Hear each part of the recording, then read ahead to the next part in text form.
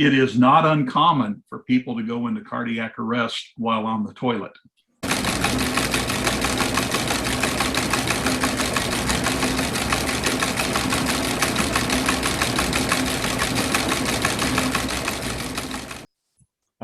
Welcome to Geezerology Gazette. We're going to go through a few news items today. Bob, what do you got for us? Okay, a quick preface, if I may. Back in my newspaper career as an editor, deciding what to put into print wasn't the hardest part of my job. It was more what not to include, because there's always more news than there's space. And doing these little things, same thing. I sat here and really struggled with what to include and what to leave out, because there's just so much stuff going on out there. So this time I decided to go with a little theme of nostalgia. And I got some breaking news in here, but it's all a nostalgia theme this time. And even the breaking news ties into the nostalgia. So anyway, kicking it off.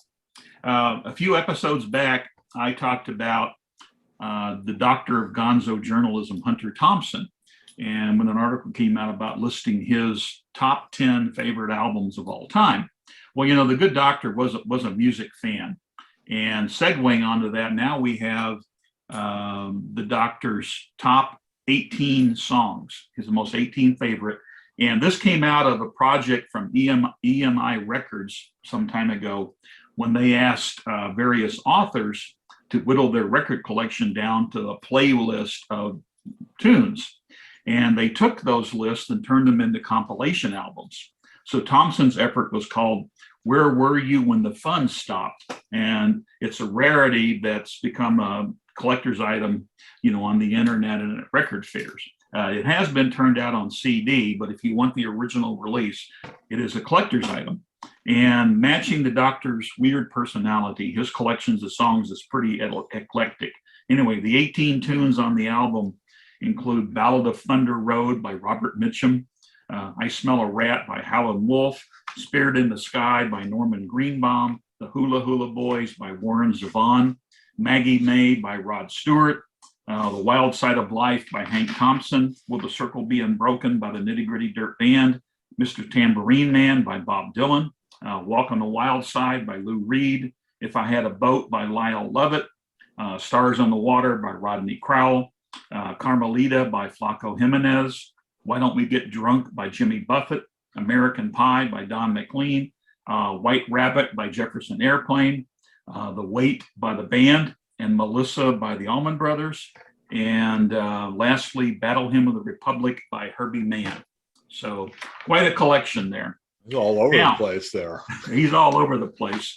Now, if you are an avid reader of Hunter Thompson, what's the significance to White Rabbit? It's been so long since I've read Hunter Thompson. I mean, it would have to be the relation to his occasional fondness for psychedelic substances. Off the bat, I would say that. In his book, Fear and Loathing in Las Vegas, he recounts an incident in the motel room where he's in the bathtub and he's strung out on various substances, and he has White Rabbit playing on the radio or whatever it is. And his goal was that when the song reaches its climax, he was going to throw it into the bathtub and go out in an orgasmic thing of the music. So he obviously didn't do it, but so. No, it was like I don't know how many layers it was, but he ended up shooting himself out of a cannon or something, wasn't it? Yeah. So. Oh, that was his ashes. They shot. Oh, okay, yeah. Was he a suicide? Yes, he was suicide. Okay, yeah. Yes, he was. Sadly to say. Okay, moving on. So we've got some new releases coming out from some venerable artists. Starting out with 14 years after they intertwined their voices for the Grammy Award-winning album Raising Sand, Led Zeppelin frontman Robert Plant and bluegrass vocalist and violinist Alison Krauss are reuniting for a new album titled Raise the Roof. Set for a November 19th release date, the album, produced by T-Bone Burnett, includes songs by Merle Haggard, the Everly Brothers, Annie Briggs, Alan Toussaint, Geeshie Wiley, Burt Janks, and more, as well as High and Lonesome, an original song co-written by Plant and Burnett. Raising Sand, when it was released back in 2007, made it to number 24 on Rolling Stone's list of the 2007's best album. It won 5 Grammy Awards and is certified platinum in sales. Now, going back even farther than that, so also reuniting after a long separation is the Faces. In a recent interview, guitarist Ronnie Wood said he's reuniting with former bandmates Rod Stewart and Kenny Jones to record songs for a new album, their first album in 4 decades. The last LP they did was 1973's Ooh La La. So just a bit of history, you know, Faces rose from the ashes of Small Faces. They recorded 4 studio albums before they broke up in 1975. And they all went on to separate paths for success. Stewart went on to be a solo artist, and Wood joined the Rolling Stones, and then Jones stepped in to replace Keith Moon in The Who. So new music from them after almost 40 years. I guess, you know, since these guys haven't been able to get out and do live shows or anything, it's like, oh, well, you know, maybe, okay, well, let's sit around and write some music and and go hang out in the studio. You know, you got to do something, right? Yeah, Wood's story is that they were recording, working on re-releasing one of the Stones albums, and he met these guys and they started talking, and one thing led to another, and now they're making new music together. Yeah, as these things happen. Yep. All right, and then finally, Ringo Starr has announced the upcoming release of a new 4-song EP titled Change the World. Starr said the 4 songs embrace pop, country, reggae, and rock and roll. Release date is September 24th, but they've done a pre-release of the title song, Change the World, and I know it's available on YouTube, and I'm sure there's other places that you can preview that too if you want. Why just an EP? I have no idea. I know that he's joined by Joe Walsh and some people from Toto and some other guest musicians. So why that rather than the full album? I don't know. Dan, you mentioned it earlier. Did you see anything about why it's an EP? What I came across was that Ringo said he's not going to do full albums, just 4-song EPs. It might have to do with his schedule but I know, he's collaborating with some pretty interesting people for this, and I think he just wants to keep chugging along. Yeah, he's been collaborating with some pretty interesting people for a lot of years. You know, he always does that all-star band tour. Mm-hmm. Yeah. Okay.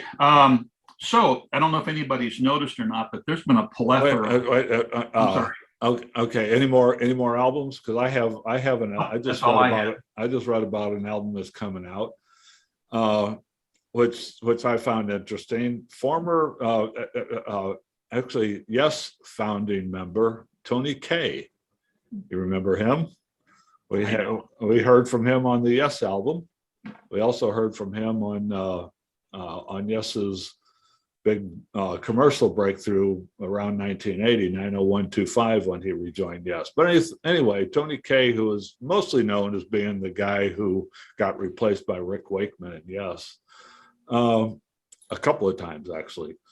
But he has announced he's going to release his debut solo album. The guy's been around for 50 years. He's finally going to do a solo album called End of Innocence. And I have questions about this, but I'm going to throw this out there and then I'll ask my question. He had retired in 1996 after he left Yes for the second time. He retired from music in 1996, and then he says that the September 11th attacks inspired him to come out of retirement and put together some new music inspired by the 9/11 attacks. And now he's got this album ready to go for September 10th of this year, which for the 20th anniversary of the 9/11 attacks. And it just makes me wonder why did it take him 20 years to pull this thing together if he was retired? I mean, my goodness gracious, I guess he decided he wasn't going to rush it. I guess I don't know. So what you're seeing is that the 9/11 attacks inspired him to start doing music again. No, the 9/11 attack inspired him to come out of retirement to put together this piece of music in reaction to the 9/11 attacks. But now here 20 years later, he's finally going to release this. So my question is, as far as I know, he hasn't done anything else. So, why did it take 20 years for him to pull this together? Did he do this? Did he start working on this on 12th of September of 2001, saying, okay, well, I want to have this ready by the 20th anniversary? It's just, I can't find an answer to that. One hell of a case of writer's block. Yeah, but Yeah. And this was put out in a press release at yesworld.com, which you know what Yes World is just by the title of it. All things yes, or formerly yes.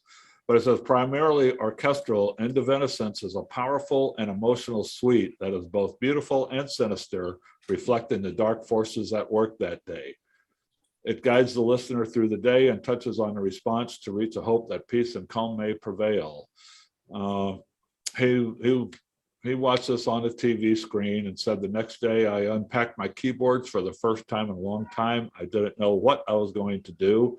It was one of those things that happened, inspiration on a musical level. Anyway, the album is called End of Innocence. It's going to feature artwork by longtime Yes collaborator Roger Dean. Yep, the suite begins the night before 9/11. His wife sings an innocent lullaby. Menacing storms are gathering. The beautiful 9/11 overture was the first piece Kaye composed the following day. I had no recording equipment, just an 8-track cassette recorder, and some of those recordings became what you hear now. Anyway, look forward to that. September the 10th, 2021. Tony Kaye, former keyboardist of Yes, with artwork by Roger Dean, will release his debut solo album called End of Innocence. There you have it. All right. Anything else on the new music front? Not I. Okay. All right then. Moving on. I don't know if you have noticed, but here recently we've had a plethora of music documentaries coming out, and joining seems to be a thing now, right? Seems to be a thing. Yes. Yeah. Well, joining that will be an upcoming documentary about a little known but extremely historically important music festival, the Toronto Rock and Roll Revival. It's best known for a rare solo performance by John Lennon, the first performance for the Plastic Ono Band, and this occurred during his final days as a Beatle. With the working title of Rock and Roll Revival, the film, which is set for a spring release, will tell the story of the Toronto event held September 1969, just weeks after Woodstock.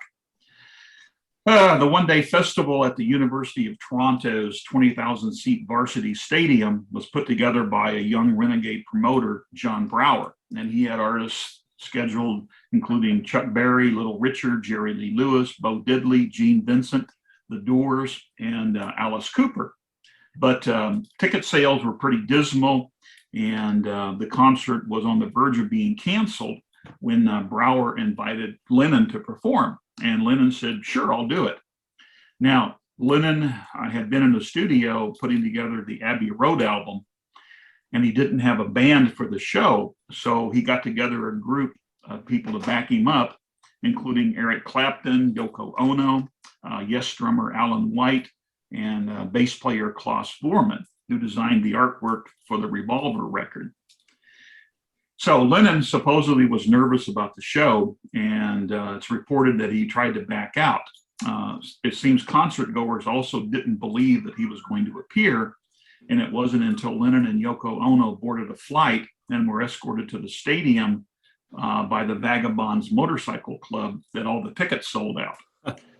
Um, so anyway, Lennon, Ono, and the band played several songs, including a cover of Blue Suede Shoes, as well as Dizzy Miss Lizzie, the Beatles' Your Blues, and a new song called Cold Turkey, as well as Ono's Don't Worry Kyoko, parentheses, Mummy's Only Looking for a Hand in the Snow. So that performance is famous for Lennon coming out as a solo performer, but also Yoko Ono's screaming 20 some odd minute dirge. And it's thought that after Lennon returned to London, that's when he decided to leave the Beatles, because his solo performance gave him the confidence to continue on and to step out as a solo performer. So anyway, the documentary is going to use rare cinematic archives that includes unreleased concert footage from D.A. Pennebaker's original 16mm film. And it's a narrative primarily told through the eyes of those who were there. Now, Pennebaker is best known for the Bob Dylan documentary Don't Look Back and Monterey Pop.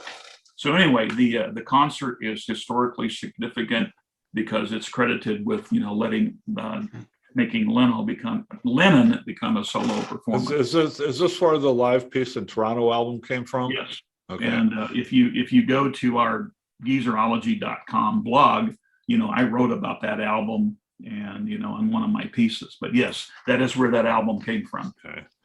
And where is this going to be, a theatrical release, or is this showing up on a streaming service? It's going to be released next spring. It's set for a release next spring, and it's going to be initially released on the festival circuit. So no word about when it's going to either hit theaters. Well, the festival circuit, part of that is so they can sell it to a distributor. So who knows if you will ever get to see it. But anyway, like I say, it's a little known show, but it is historically extremely important. And if you've ever heard, I was going to say, I'm sure we'll see it. There's a lot of streaming services out there who are starving for content. So yes, and that for some reason there seems to have been just a huge upsurge in music documentaries here, particularly looking back at the old days. Yeah. So Bob, on the Toronto Pop Festival, the appearance with Lennon, did you mention, was Chuck Berry on that bill also? Yeah. Okay. The reason I mentioned is I saw a clip, quite a while back, when Lennon had a band, and he was playing, one of his dreams was to play, with Chuck Berry, and they were doing a Chuck Berry tune. And Yoko came on there and she started vocalizing, and Chuck Berry, he looks around, he gave such a look. Chuck Berry didn't understand where Yoko was coming from. Huh? Well, the thing with Chuck Berry, he's very much about, and it was his song, it was like, you could tell his expression was, shut the hell up, woman.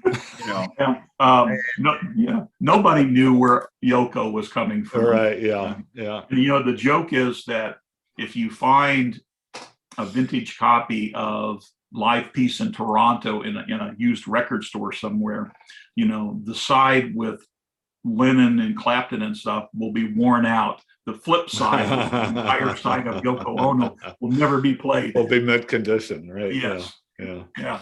And the festival originally started out as an idea of paying tribute to 50s rock and rollers, and then they added Cooper and the Doors as a contemporary touch, and then Lennon came in at the last minute.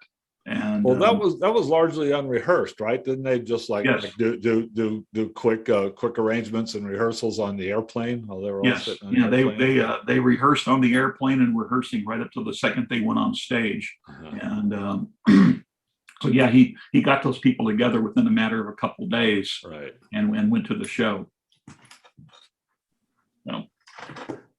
So like I say, that was my little nostalgia report this week. So that's what I got, guys. Okay, D, what do you have for us?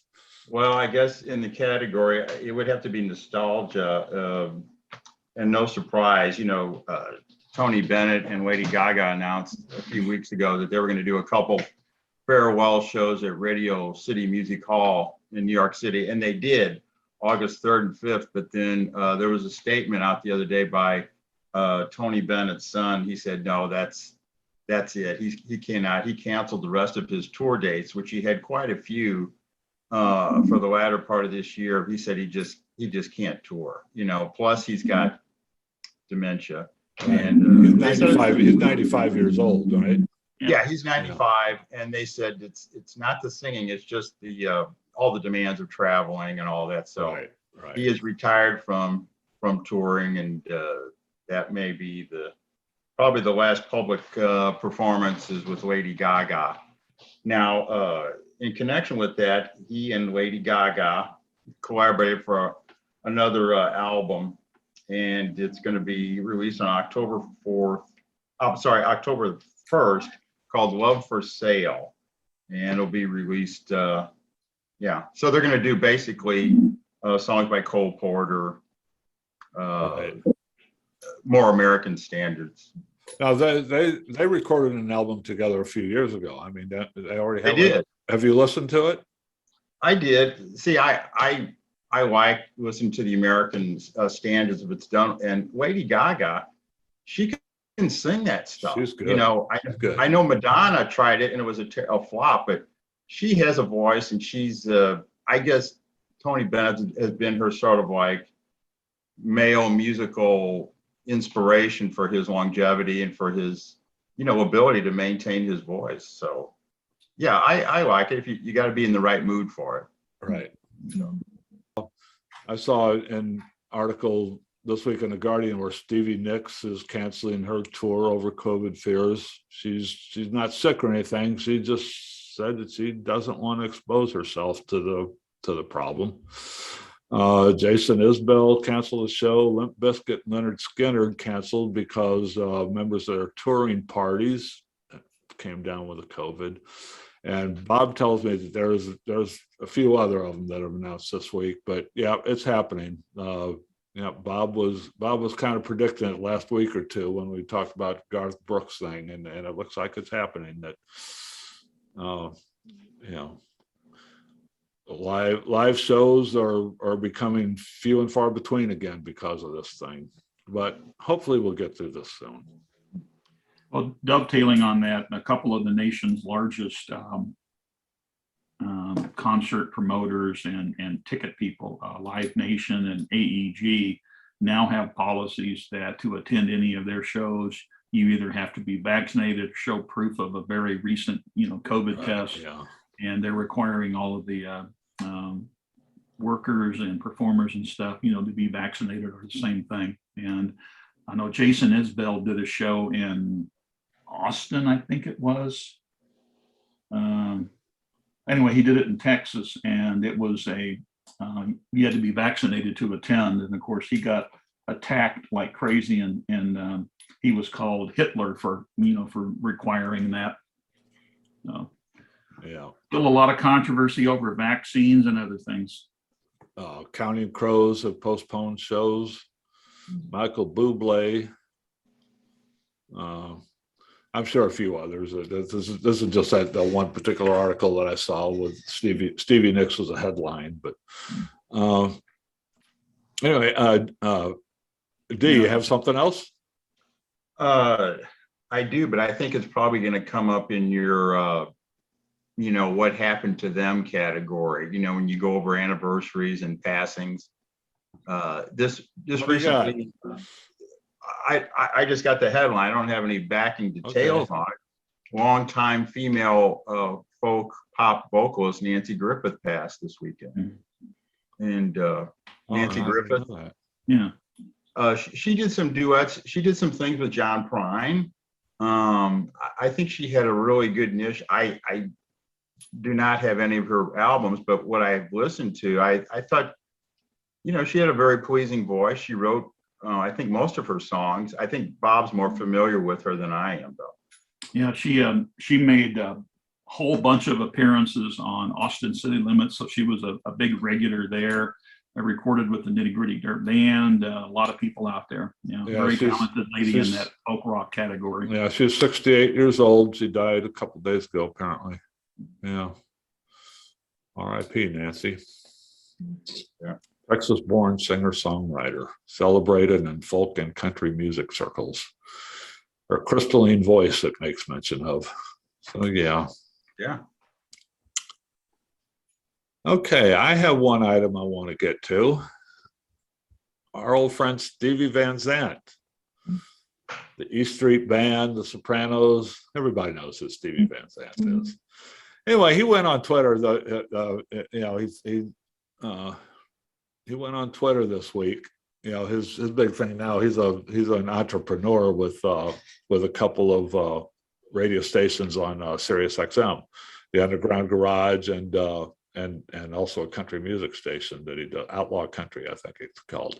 But anyway, he went on Twitter this week and caused a little bit of discussion and controversy among his followers, where he just out of the blue, with no context, no explanation, he says, "Here are the top 10 most important bands in history, according to me." So we'll do this like a David Letterman top 10 list. I'll start at number 10 and move it up to number 1. Number 10, according to Stevie Van Zandt, the number 10 most important band in history was Prince and the Revolution. He gives no explanation for these. He just lists them. Yeah. Number 9, the Jeff Beck Group with Rod Stewart. Okay. Number 8, Sly and the Family Stone. Number 7, Bob Dylan and the Hawks. And again, he's saying the important bands, not the most important artists. So I guess he probably said Bob Dylan and the Hawks because it's a list of bands and not of solo artists. Number 6, the Jimi Hendrix Experience. Okay. Number 5, the Kinks. Number 4, the Byrds. Yeah. Number 3, the Who. Number 2, the Rolling Stones. And number 1, no surprise, the Beatles. That's an interesting list for a New Jersey boy. My first reaction is, well, where's the Velvet Underground here? Yeah, I mean, I have to agree with you, Scott, in terms of influence. Yeah. Well, they were important. He says the 10 most important bands. He doesn't, and Velvet Underground was extremely important, much more important to me than a few of these others that he mentions. But Yeah. So I'm just going through the comments here. Somebody says, "Where's Queen?" You gotta get this. It's Somebody says, almost, "The Beach Boys. Where's the Beach Boys?" it's almost one of those discussions you can. Right. Yeah. It's one of those where everybody has their own. Where's Iggy and the Stooges? Where's the New York Dolls? It's like, okay, Electric Light Orchestra. Okay, whatever. Really? Yeah. What? Okay. Well, that's some of the responses to it. And these were bands, not individual artists. Not Correct. Dylan, That's why I think that's why he included Bob Dylan and the Hawks. That's how he got Bob. Of course, the Hawks went on to become the band. Right. Yeah, I'm a little surprised he didn't mention the Beach Boys. And could you make an argument for Buddy Holly and the Crickets? I don't know. I could make more of an argument for Buddy Holly than I could the Beach Boys. Probably, it's like, or where's Bill Haley in the Comets, right? But but this is one of those things where you could, we could spend days coming up. Well, where's this? Where's this? Where's Right. this? Where's this? Yeah. And then as you discuss lists like this, say, well, where's Queen? Well, okay. Where's Queen? Who do you want to take off and put Queen on there? That's a whole nother part of the discussion. Well, and I think, you need to look at the distinction between importance and popularity. Right. And the two are not the same. Right.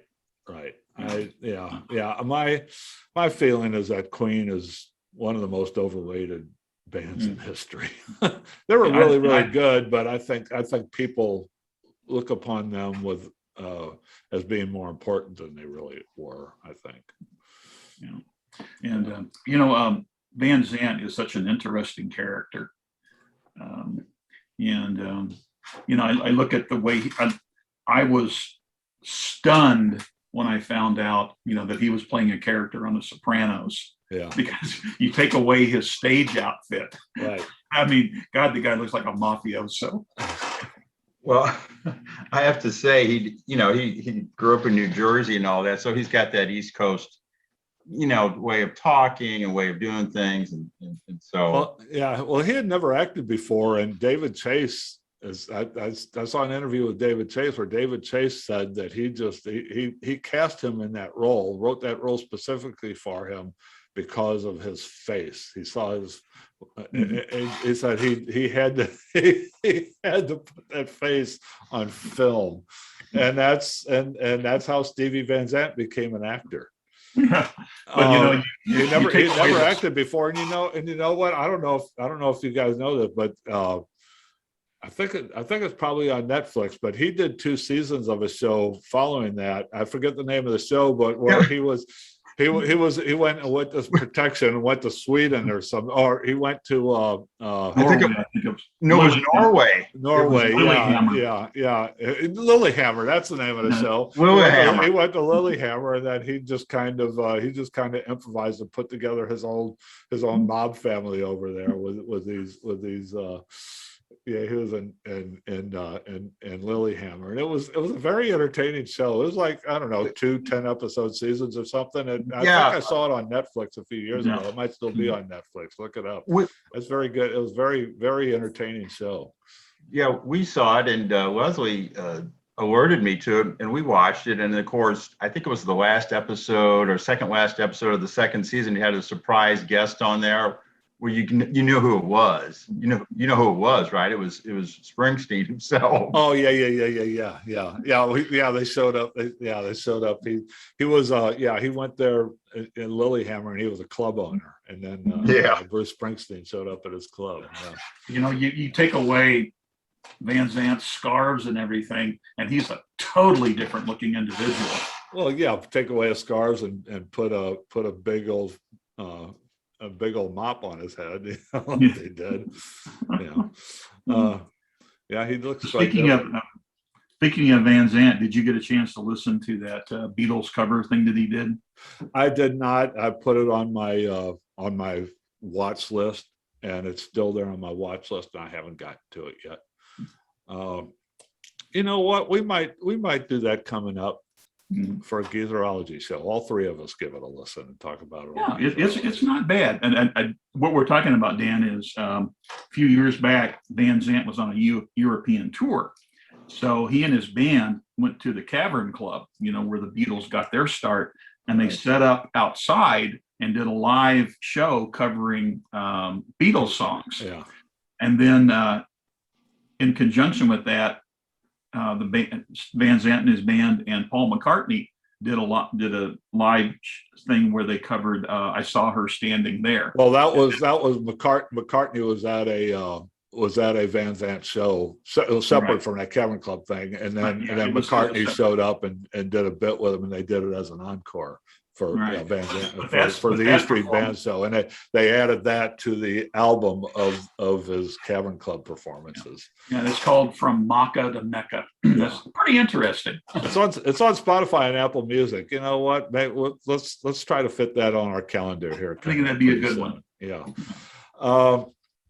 Okay. Let me. We're getting long on time here, so let me just go through a few quick anniversaries here. I'll try to edit myself as I go along. But 56 years ago today, the Beatles set a new world record for the largest attendance at a pop concert. It was their Shea Stadium show. 56 years ago today, 55,600 fans at Shea Stadium. The Beatles were paid $160,000 for their performance. The set list included Twist and Shout, She's a Woman, I Feel Fine, Dizzy Miss Lizzie, Ticket to Ride, Can't Buy Me Love, Babies in Black, I Want to Be Your Man, A Hard Day's Night, Help, and I'm Down. Mick Jagger and Keith Richards were in attendance that night. And after the show, Bob Dylan visited the Beatles at their hotel, the first time that the Beatles met Bob Dylan. 52 years ago today was the first day of the Woodstock Festival. On Monday, 46 years ago Monday, Peter Gabriel announced to the world that he was leaving Genesis as the group came off of their successful The Lamb Lies Down on Broadway tour. The group auditioned more than 400 singers over the next 18 months before deciding that, hey, we got our singer already in our band, and they pulled Phil Collins out from behind the drumstick, gave him a microphone, and he became their lead singer. Also Monday is the 44th anniversary of the day that Elvis Presley died. He was found lying dead on the floor in his bathroom by his girlfriend. He had been seated on the toilet reading The Scientific Search for Jesus. I did not remember that. Elvis died of heart failure on 16th of August, 1977. Also on Monday, the 38th, it would be, if they were still together, it would be the 38th wedding anniversary for Paul Simon and Carrie Fisher. They got married on 16th of August, 1983, but they split up less than 2 years later. Also, a notable death on August the 16th, 3 years ago, Aretha Franklin died.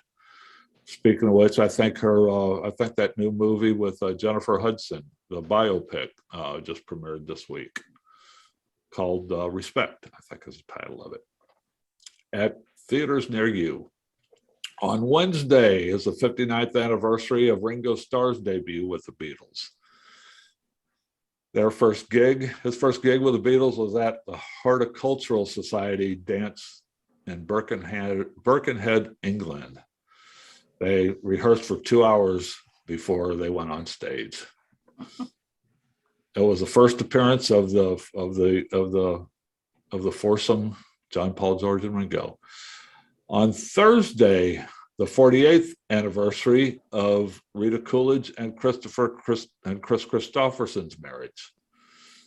They divorced 6 years later. On Saturday, here we go. On Saturday will be the 55th anniversary of the Beatles performed in 2 different cities.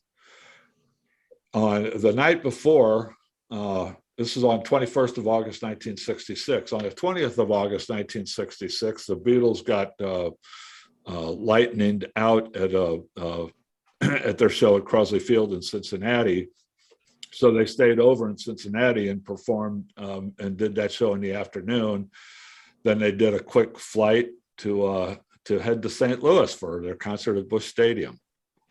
They did a doubleheader that day in 2 different stadiums. And during their show at Busch Stadium, they had to perform under a tarp because the rains were heavy. Yep.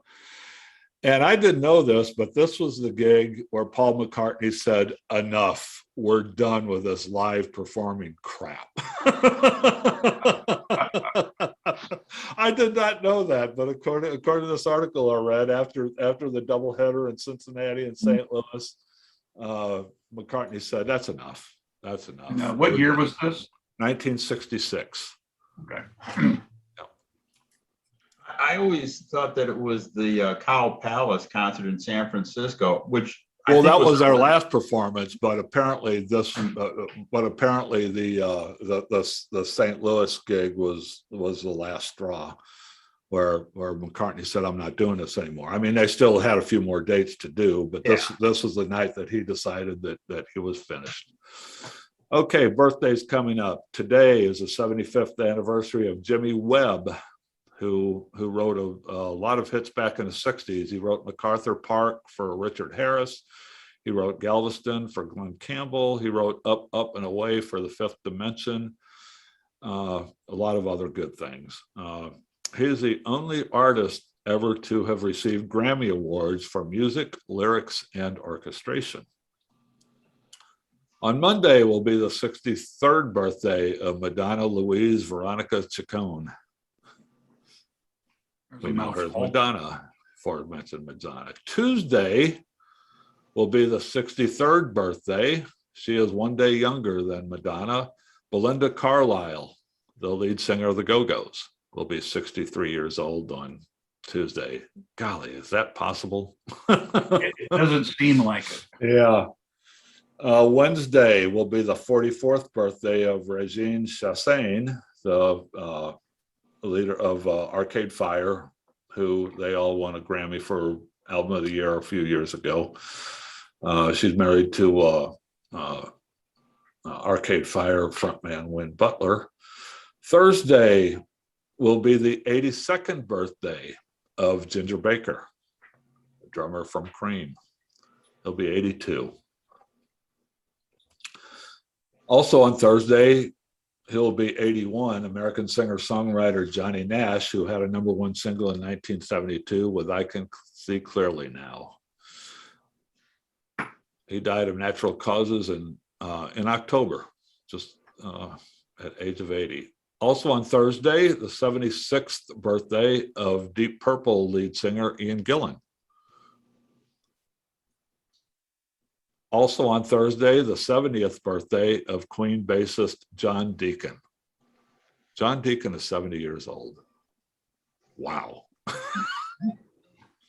I sometimes hate going through these birthdays and seeing their ages. It's like, you know, John Deacon is a kid. Friday will be the 74th birthday of Chicago trumpet player James Pankow. He's most notable. He wrote a few of their early big hit songs. He wrote the ballet for Girl in Buchanan, which featured both Make Me Smile and Color My World. Those are all James Pankow compositions. Also on Friday, the 73rd birthday, 1 year younger than James Pankow, is Robert Plant. He'll be 73 years old on Friday. On Saturday, one more on Saturday will be the 69th birthday of Turkish-born English musician, singer, actor, and songwriter Joe Strummer of The Clash. He'll be 69. So there we have it. Anniversaries and birthdays this week. Okay, any more things we need to bring up before we call this a day? I've got one weird thing, if Okay. you'll indulge me. Riffing back on your talk about the death of Elvis Presley. Yeah. It is not uncommon for people to go into cardiac arrest while on the toilet. And I'm serious. In my career as a paramedic, My doctor has told me that. He keeps telling me, don't strain. That's correct. If you have a heart condition, if you're straining to get out a difficult bowel movement, it can throw you into cardiac arrest, and it affects your vagus nerve, and you can either pass out or go into cardiac arrest. And Sure. We've all had that moment where we had the little blackout moment, you know. Yeah, and as a paramedic, I worked quite a few people who coded on the toilet. So, what an end for the king of rock and roll. If he had only been aware of a diet in high fiber, Yeah, it may have prolonged his life. It's just a little teaspoon of Miralax will make the make the strain go away. Yeah. Okay, gang. Thanks for joining us this week. We'll be back next week with some more riveting news. Join us on Wednesday. We'll have a discussion of the Yes album Fragile, and some really good, interesting stuff coming up over the next few days. Thanks for joining us. We'll see you Wednesday. So long, everybody. Take care. So long.